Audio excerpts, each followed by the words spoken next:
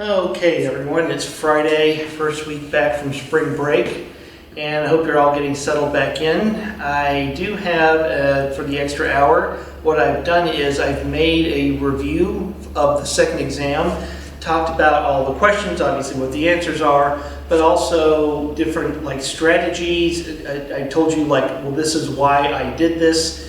And I think that is helpful, and maybe in a subconscious way, but the subconscious is where you solve all your problems to begin with. So I think that would be quite useful.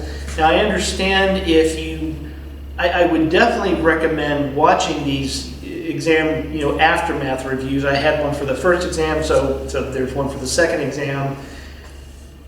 I know you want to see that before the final, along with, and I will have a final review session as well, which is 2 hours long.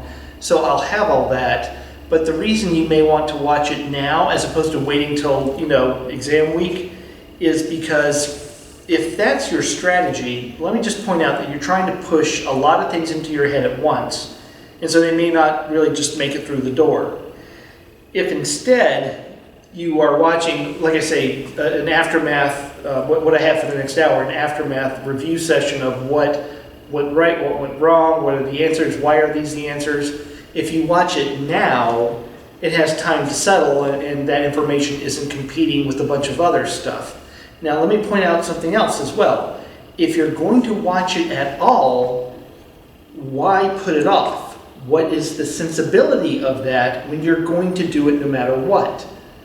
Because you might as well do it now. And again, the benefit being your mind isn't being overwhelmed by other stuff. It will during the final, and so I question how well you're going to take in any one piece of information when you're trying to crowd in a whole bunch of others when you don't know which piece of information will be on the final, on my class or any other, right? So I would recommend actually watching that now as opposed to just, again, trying to cram things in towards the end. All right, speaking of review, we are easing our way out of quantum.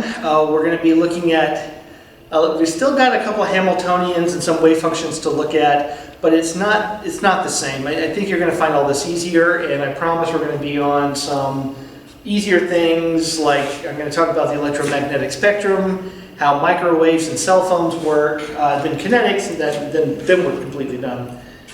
But yeah, we're getting there. We're getting there. So you still see I have some wavefunctions as we talked about spectroscopy.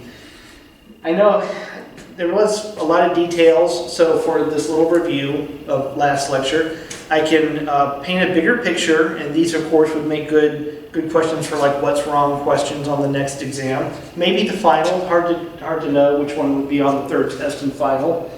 Let's see here. Okay, remember spectroscopy is all about the difference dipole operator, right? Which is so the difference dipole operator is minus E for charge, and that's because we're doing electronic spectroscopy, meaning that we're altering the energy of electrons via absorption, and the distance between charges, which is what defines a dipole.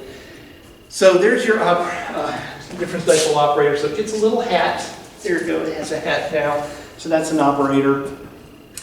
And let's see, okay, so there's our operator, and when we apply this to wave functions, all we want to know is it zero or not? So big question mark, not that it needs to be zero, in fact we don't want it to be zero. When the difference dipole, it looks like an average value, right? Expectation value equation. When it is not zero, that means that let's just say the initial state's the ground state for hydrogen, that's 1s, and some light, which will basically be, we know that it's the distance between electrons and nuclei and whatnot. It's the total electrostatic dipole, which is just, charge times distance, but it has polarization. You can't ignore polarization, and I'm assuming linear polarized light. I can do circularly polarized light. That would just be, it'd be kind of the same idea, just a little bit more complicated. So I change an R to an X, Y, or Z just to represent the polarization. It's just easier that way, and it's fairly accurate to think of it that way. So ground state, some polarization of light, and then the final state. Now when that is not zero, that means that this state, this hydrogen atom in the ground state, will absorb light. The energy of that light will be the difference in energy between the final state and the initial state. And then you just have to translate that to a wavelength or nanometers, because we represent UV vis spectra on a nanometer scale. Physics, they use electron volts, by the way. So we use nanometers. And there you go. Now, if the difference dipole is zero, then there is no absorption, at least with that different polarization. So on your homework, I just wrote a new question. I had never written this one before, where I have a 1s state, and then I have you look at different polarizations, and you figure out whether it will absorb, the hydrogen atom will absorb to a new state. And what I showed you is that it actually would depend on the polarization of light. So that's a homework question. So anyway, this is just a big picture of this. Now, when it comes to hydrogen atom, when you look at all the things that are allowed or not allowed, you find that, for one, the principal quantum number has to change. Now that's just because you have to have, if the principal quantum number doesn't change, then you're talking like a 2p to a 2s transition, but they're degenerate. So the photon has no has an infinite wavelength which has no energy. You couldn't measure that. There's nothing to measure. So that's not, that practically doesn't work. So you have to change your principal quantum number.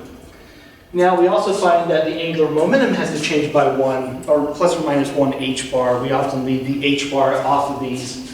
And oddly enough, not only does that mean that this thing is not zero, it certainly is odd that that also accounts for the angular momentum of light.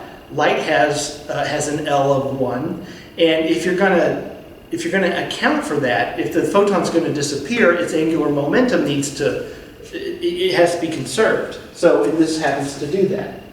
Let's see, other bits to say is, remember that this is electronic spectroscopy. It's invisible to UV and X-rays as well, but we don't run into X-rays very often, do we?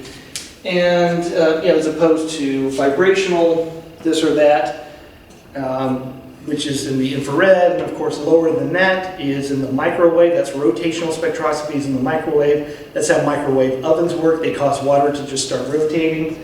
And let's see, I guess that's about all I had to say. And then let's see where we ended off. Let me just remind you that we're going to have to start talking about spin, right? Spin up or spin down. And what you get from all this jazz here is, of course, that a hydrogen atom would want to go, say, to if you use Z-polarized light, you would end up in a PZ orbital. And like those little movies I showed you, if I had X-polarized light or Y-polarized light, it goes into those orbitals and whatnot. Now, imagine that you've put hydrogen into a 2p Z orbital by absorption of light, and then you have another laser that hits the thing. Then the transition would have to be to one of the 3Ds, or it could actually go to a 3S. Now, technically what you could get, by the way, if you train the laser to have this same energy as the original absorption, you could technically get stimulated emission. The electron could pop right back down. And that's how lasers work. Anyway, I'll tell you a little bit more about lasers some other time. And yeah, that's all we have to really talk about. Okay, now let me also remind you a little bit what I signed off with. If I'm talking about an H- ion, then you learned in hopefully freshman chemistry or maybe even high school chemistry, that when you put two electrons, remember every orbital can have 2 electrons, you have to have one spin up and one spin down. And that's because electrons cannot be in the same state at the same time. Now, you almost break that rule by having them both in the 1s orbital, but technically it counts to have one spin up and one spin down, and then they're technically not the same. It's kind of like cheating, but we know things work this way. So again, this is an H- anion, or maybe it's helium. Helium has 2 electrons, right? Okay, so we're going to start talking about this today. The other things I mentioned to you is, this is kind of nuts. The wave function for a spin-up electron remember, since we don't know what spin really is, it's like an electron rotating on its axis like a basketball. And then, of course, if it's in a P or Z state, P or a D or F state, it's also rotating around at the same time. So it's rotating multiple ways, right? But this type of rotation, we don't actually really know that that's what it's doing. We're pretty sure it's not. So I don't have a wave function for a spin up, so we just call it the letter alpha. And literally, that's the wave function. It's just a letter, like Prince's name was an impronounceable symbol. And the spin down wave function, is called beta. So alpha beta combination. Now, as much as I am not going to say that that's a sine or a cosine beta or phi, I don't have anything remotely like that.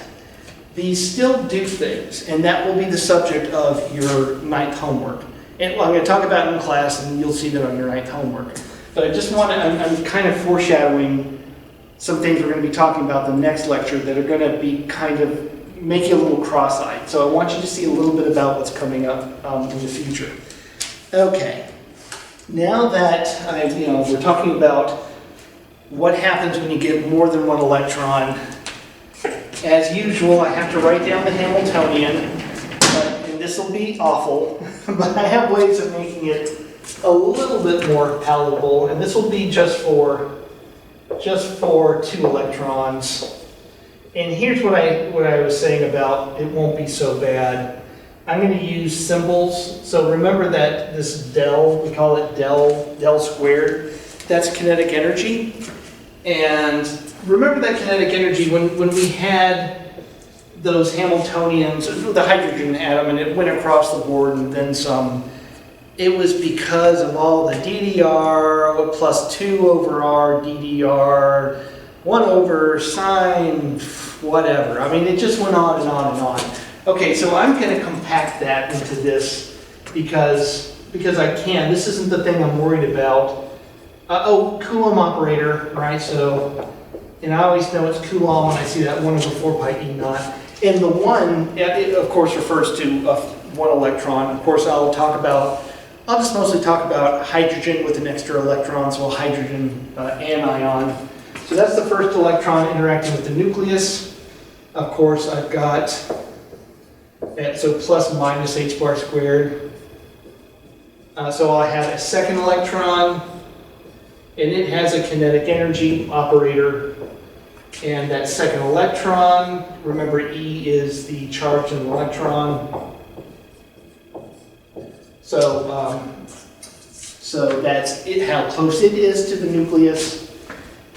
Okay, all of this is basically what you saw for the hydrogen atom, except that I haven't written that whole kinetic energy thing out because that's horrible.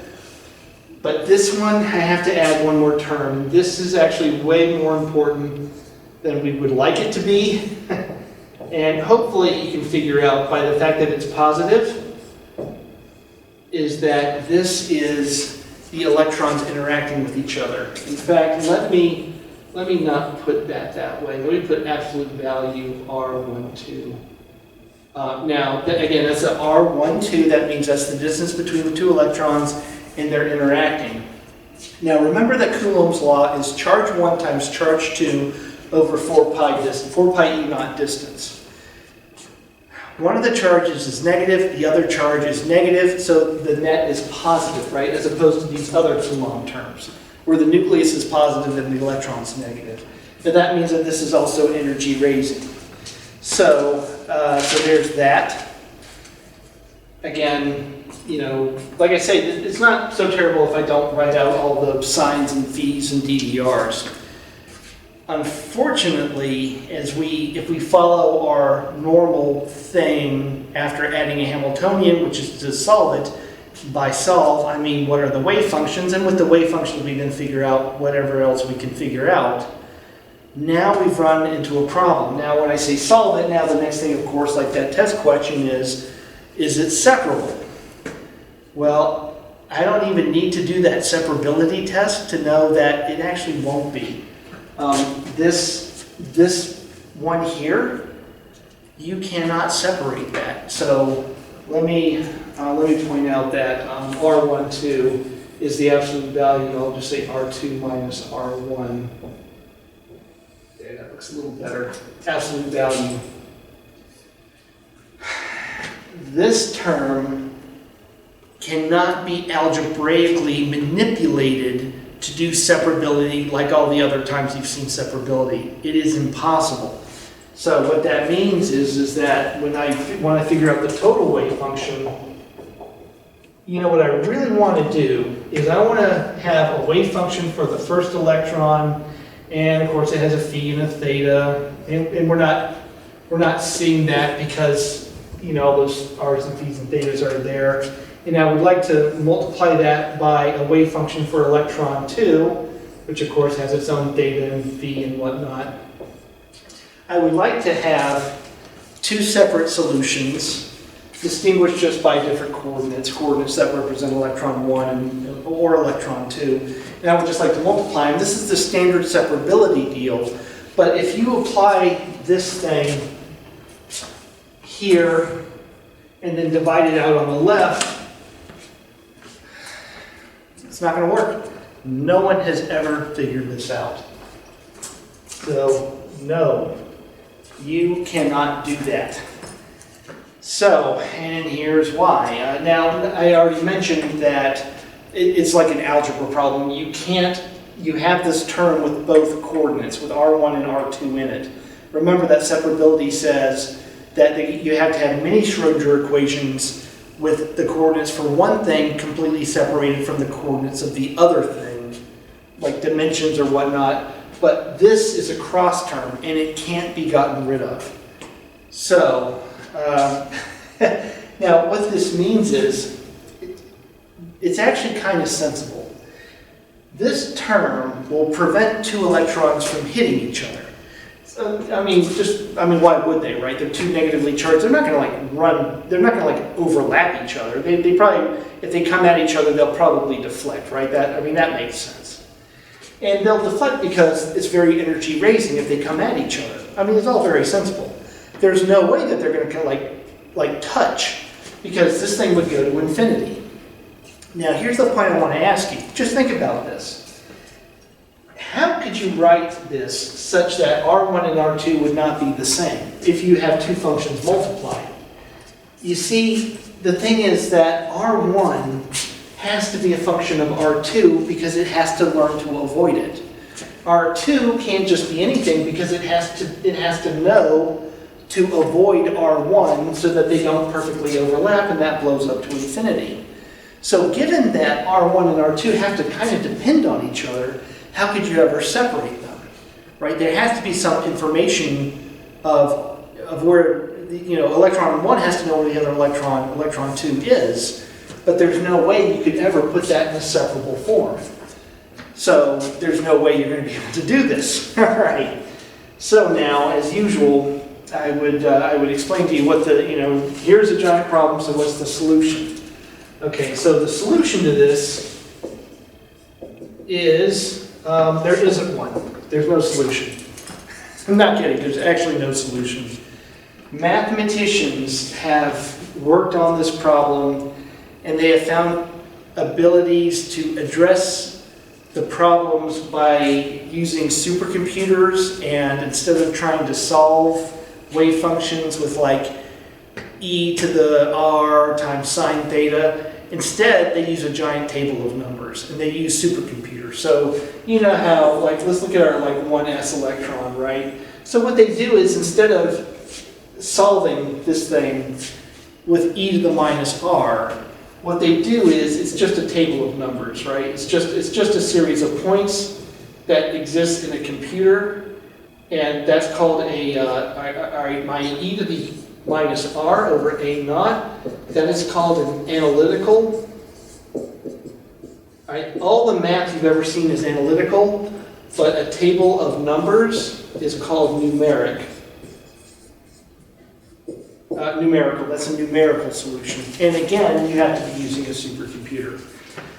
Okay, now for the most part, what we do, and I won't really get into any detail how supercomputers work I actually know a little bit about it, but I'm not going to talk about it. So here's what we do, is we're actually still going to use this form. We're going to still use wave functions for 1 and 2 multiplied and just live with the fact that it's ultimately not correct, because if we don't do that, there really is no other option other than we start trying to program supercomputers. And seriously, that's really what it comes down to. So we're going to use this anyway. Now, of course, there's an error. I mean, by its very nature, it's an error. So instead of a solution, we have an error. So we have, the error is called correlation. Correlation error, or correlation energy. So what happens is when you write the total wave function, when we just go ahead and forget the fact that it doesn't work and we just do it anyway, you get what's called a correlation error. And you don't have to memorize this, I'm just telling you, just for the hell of it. And what that means is that the two, they have to avoid each other, right? Well, when you write it this way, they can't. They can actually just fly right through each other, which is ridiculous. But we're going to let them do that anyway. Now get this, the error is on the order of about 1% of the energy. Now, so the energy is too high because this can only be energy raising. So the energy you'll calculate using this approach is about 1%, and it will be too high. Now, I'm actually kind of fascinated that, especially when they figured this out like in the 1930s, that it's not worse. Like it seems like this should just be a complete disaster. But the energy is actually pretty close. It's 101%. Okay, that's fine for understanding atomic structure, but guess what? I'm gonna hate this. This just kills us in chemistry. Bond energies.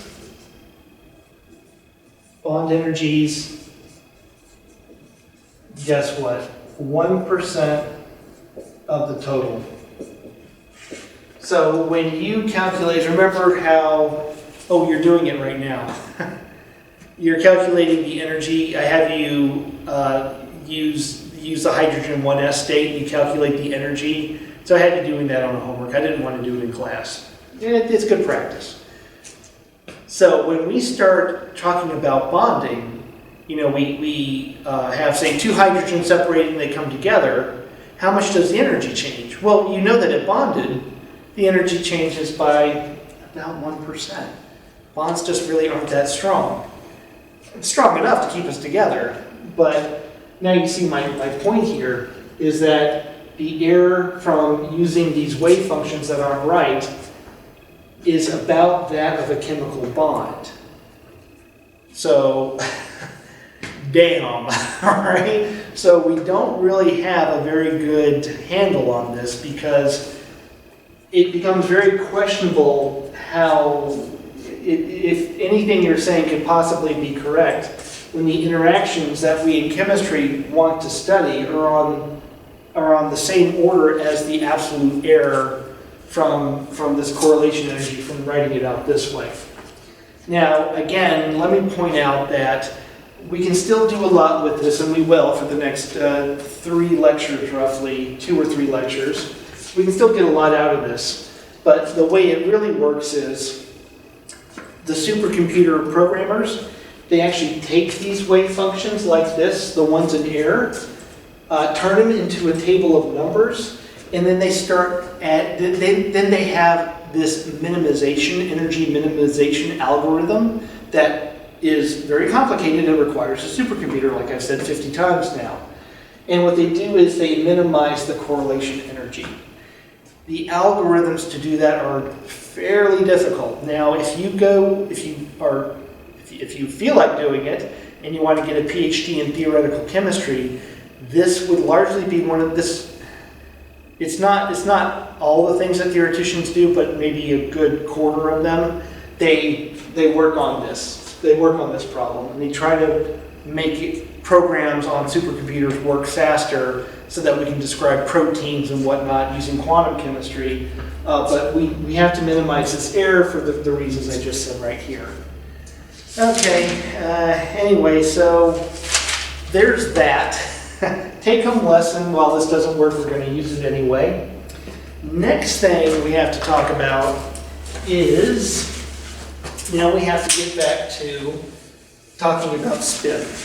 And everything is falling apart. Okay, let's look at our hydrogen anion. And 2p, 1, 2, 3. Okay. So I'm not going to worry about S's or P's, 2s or 2p. So let's make a hydrogen anion. So we're going to have 2 electrons in the 1s state. Easy as possible. Now, here's the problem. Here's the problem. You have been taught in freshman in high school that no, 2 spin-up wave functions. You cannot have that.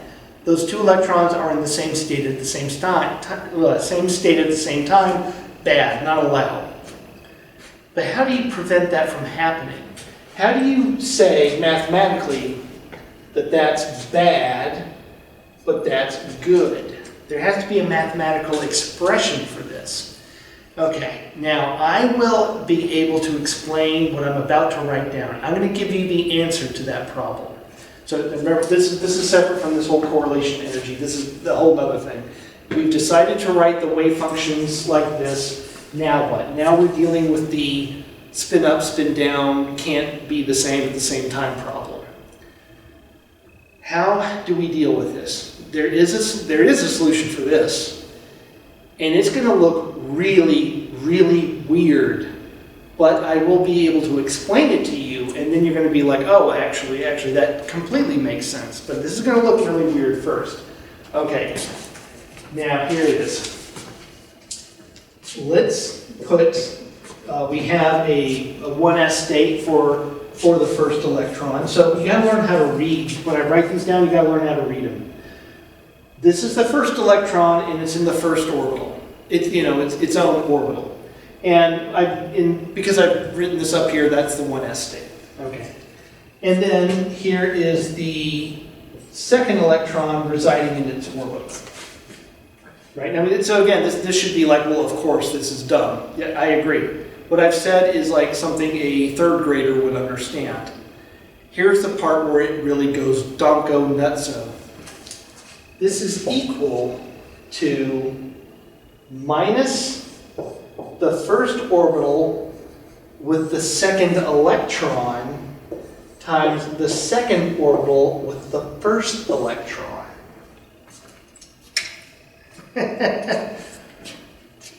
What? Notice that what I've done is I've just taken the R1 and R2 labels and I simply permuted them. So R1 is R2 and R2 is now R1. Now if I do that, I need to pick up a minus sign. Okay, 2 things to say about this. This solves the can't be both spin up, can't both be spin down, but can be spin up. Oh, wait, I say no there again. This is yes. Yes, this is okay. Anything else is bad. This solves that. Writing a wave function such that if you permute the labels equals minus itself. That's called anti-symmetry to interchange. Let me write that down. Anti-symmetry, I'll abbreviate. Anti-symmetry, that means minus, by the way, to interchange. And interchange, of course, means that I permute the labels on R1 and R2. Okay, so this is a heck of a thing, right? So it solves the problem, but why would you ever arbitrarily change the labels on the coordinates of the electrons? Why would you ever do that? I don't really know. This is something people don't have an answer to, but we know that if you write the wave functions out this way, it works. Okay, now we're going to go down 2 paths. They're all related. I'm going to prove to you why this actually works. And then the next thing I'm going to show you is how to do it. Now, this is not an equation in its own right. What I'm saying is, This is what, you know, correlation error, flaws, and all, this is how we're going to do the wave function. When it is written correctly, such that this guy is okay with being up and down, yada, yada, yada, if you permute the labels, you're going to pick up a minus sign. I will show you how to engineer the expressions to do exactly that, which is actually way easier than you might imagine. Okay, now let me explain why that this is okay. So, tell you what, let me write over what I've already written. So, you know what's fair to say is if I'm going to pick an H minus where, you know, that second electron, I could have put it in any orbital I wanted. I could have the two electrons in any orbital, and there's ways to create hydrogen atoms where I have the electrons wherever I want them. We have all kinds of sophisticated ways to do that. But let's say that I'm going to do the easiest thing, have a hydrogen atom anion where both electrons are in the 1s state. That's not hard to make. That means that the second electron, you can legit say that psi1 and psi2, the wave functions are the same wave function. They're both e to the minus r, right? So 1s state. So it's not incorrect to say that psi2, the second wave function, is exactly the same thing as psi1. They're both e to the minus r. Okay. All right, now look at this. What have I done here? I've got A is equal, I'm just going to call this the letter A, and this is minus the letter A. I'm doing this, I'm just calling this A for a particular reason, which is when is a number equal to minus itself? There's only one thing that does that. There's only one thing that when a number is equal to minus itself. When A is 0. That is only true of 0. Okay, so based on this, if you had this situation, where you've drawn a 1s state with the electrons both up, what you're going to get is the total wave function will be 0. So here's the big picture. Because of this anti-symmetry to interchange, if you were to decide to do something stupid, like write a wave function this way, which to describe two spin-ups in a 1s orbital, you're not supposed to. Those electrons are identical. You're not supposed to do that. If you do, and you have this property, you're going to find that the wave function is 0, which is a good way of knowing that you've just screwed up. So this is our solution. Anti-symmetry means that when you mess up, you're going to know it because you're going to end up getting a 0. And get this. It turns out that, now what I'm going to now show you is how to make this work. I mean, this doesn't work by itself, right? This is just telling you what it should do, not how it does it. I'm now going to show you how to write wave functions that behave this way, and it's actually surprisingly simple. And again, when you do, you'll get this result. Let me tell you one other thing, and I've always wondered, like, what if you just simply don't do this, right? Let's just say you're not so dumb as to write wave functions where there's two spin up in the same orbital. Just don't do it. And therefore, don't worry about this. Don't worry about this property. Just don't need it by screwing up. That doesn't sound so hard. Get this. If you do what I just said, ignore this anti-symmetry thing. Just don't worry about it. And you solve wave functions even on a supercomputer, you will get very, very bad results. They actually figured this out back in the 30s. If you actually do the engineering to make this right, and of course you don't stupidly write down two spin-up wave functions anyway, you make this work, you'll get very, very good answers, minus that little correlation error. So we're pretty sure that wave functions need to behave this way. They need to have this property of anti-symmetry to interchange. Okay, so how do I make this work? I'll tell you what, let me wipe out the board and I'm going to show you that, and that will be all for today. I know it's kind of a wordy lecture today, isn't it? But it's kind of easier, isn't it? All right, one moment, I'll be right back. Okay, so how do we deal with that anti-symmetry to interchange? Okay, first of all, let me point out that, so I'm always going to stick with this hydrogen anion where both electrons are in the 1s state because that's just way easy. And I'm going to make sure, so the wave functions are going to be, they're going to have R, theta, and phi in it. They'll be for R1 and R2. Okay, but now what I need to do is I need to have spin wave functions. And although I just mentioned that multiplying these all together is an error, we're going to do it anyway. So I need to start thinking about spin wave functions and recall that the goal here, and I'm using shorthand when I just say R1. I really mean R1 theta 1 phi 1, but I'm just going to have some shorthand because otherwise it's kind of ridiculous. So recall that what I'm trying to do is pick up this minus sign when I permute the labels on the coordinates, where R1 represents R1 theta 1 and phi 1 and all that. Okay, so how do I pick this up?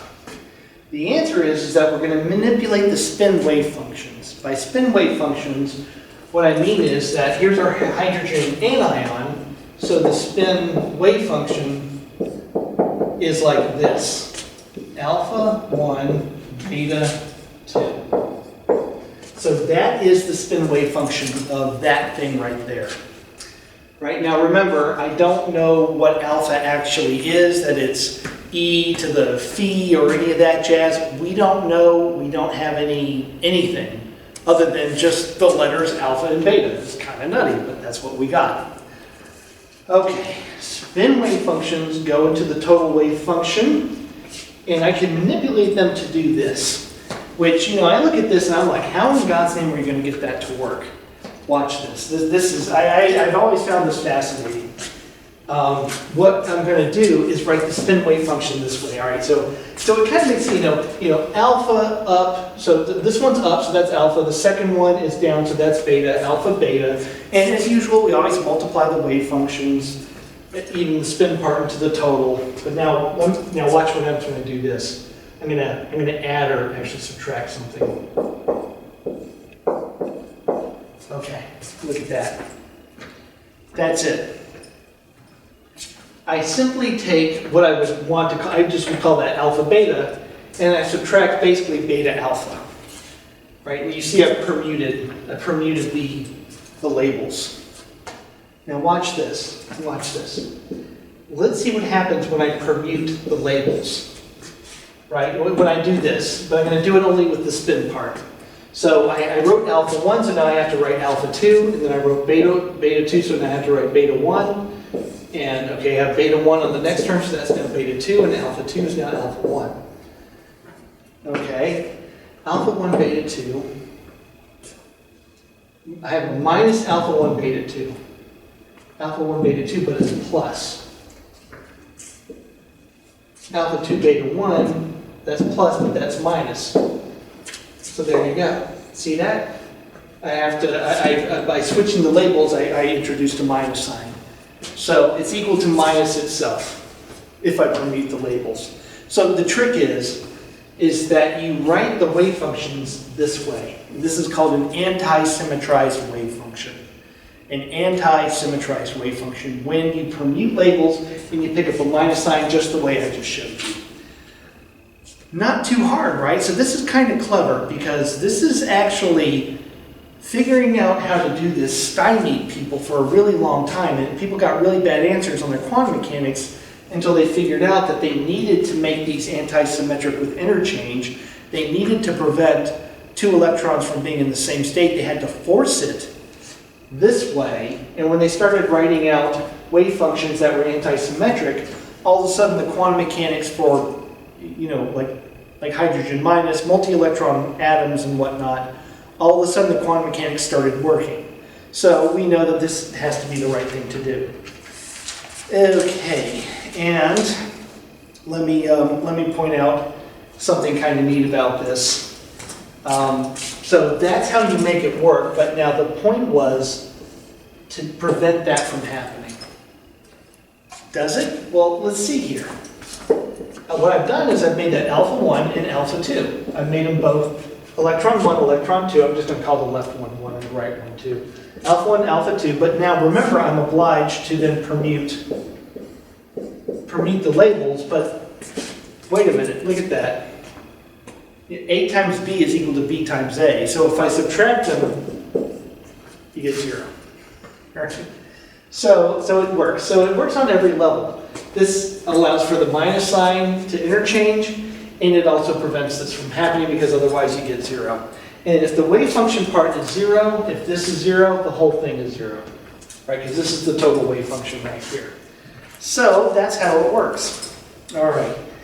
For the last bit, let me write out the wave function. And again, I'm going to do the hydrogen anion. And I'm going to need, unfortunately, I know I said everything's going to be easier, but unfortunately, that's not really quite true. And I tell you what, don't write this down. Don't write this down yet. So let's do, again, our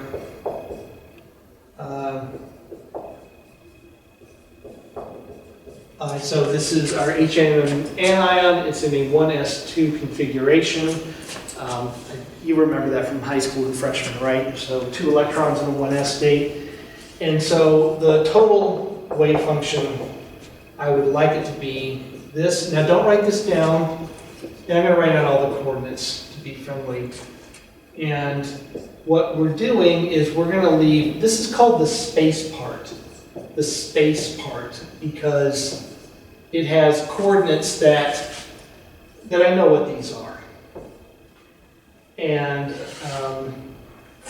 then we're going to multiply by the spin part. So we have space part and spin part. Where spin, again, we're not really sure what it does. Although it does do the anti-symmetry for us, doesn't it? Okay. Now, actually, I would want to divide this by the square root of 2. Okay. It's looking a little complicated, so that's kind of sucky, but it is what it is. However, I told you not to write it down. Here's why, and I hate to do this to you, but that part's not right. I don't want to lie to you. Most textbooks, most classes will not tell you this, that part's actually incorrect too.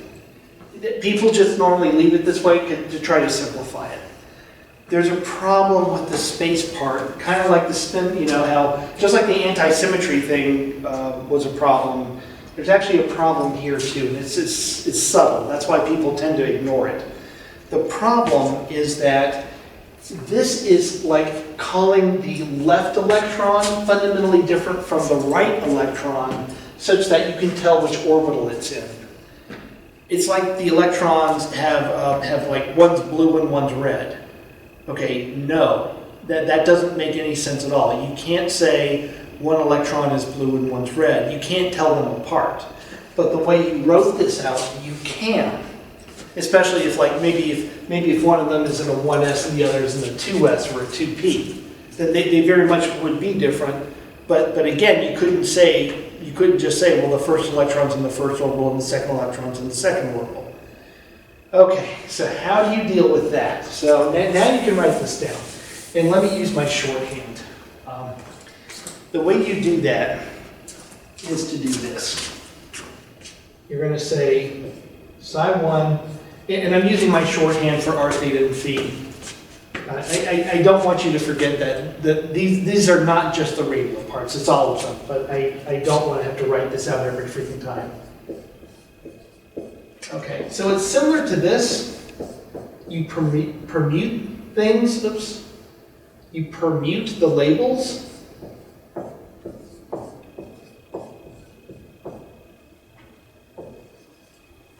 Just like that. And then we still need to, then we're going to have to divide that by the square root of 2. Don't worry about that, I don't care about that, but that's how it works. Okay, so this is symmetric to interchange, and this is anti-symmetric to interchange. And this is exactly what the wave function looks like for a hydrogen minus in a 1s2 configuration. Okay, so I can see that I'm almost out of time, and we're going to get into more details about what happens when you have, next time, when you have something like a 1s, 1s1, 2s1, when we start putting these electrons and these electrons are not paired. Next lecture will be all about how to describe those. It gets a little bit more complicated, sorry. It does. Let me point out one other thing though. And again, I don't want to spend too much time on this, but let's say that you're trying to figure out the energy, and you'd have to use expectation values for this. You know why? Eigenvalue equation will not work. Eigenvalue equations will not work because remember that this is an approximate solution. This is an approximate solution. It's a separated wave function. Remember, the real solution is not separated. We can't separate R1 and R2. We can't separate the two electrons because of the Hamiltonian, but we do it anyway. Now, because of that, you can't apply the Hamiltonian operator in an eigenvalue way. You have to do it using the expectation value way.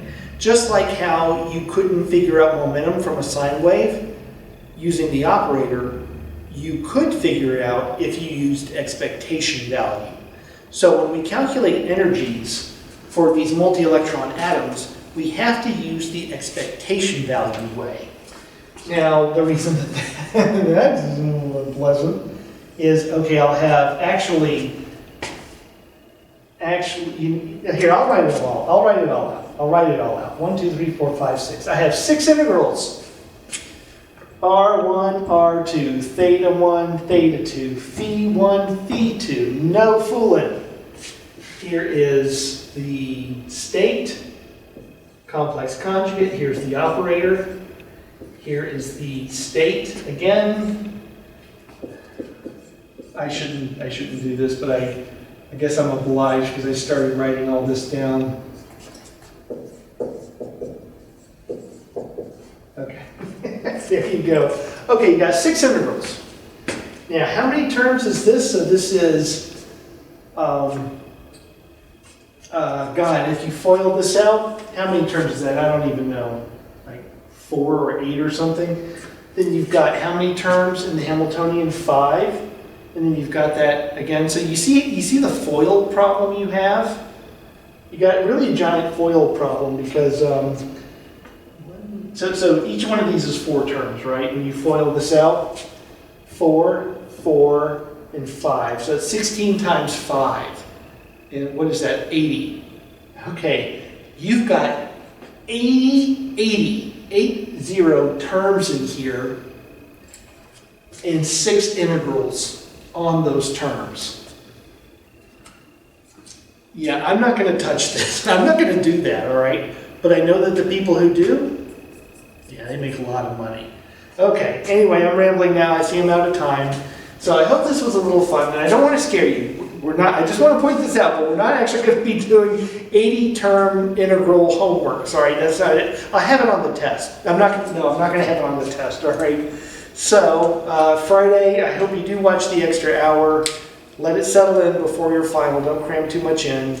And I will see you all on Monday.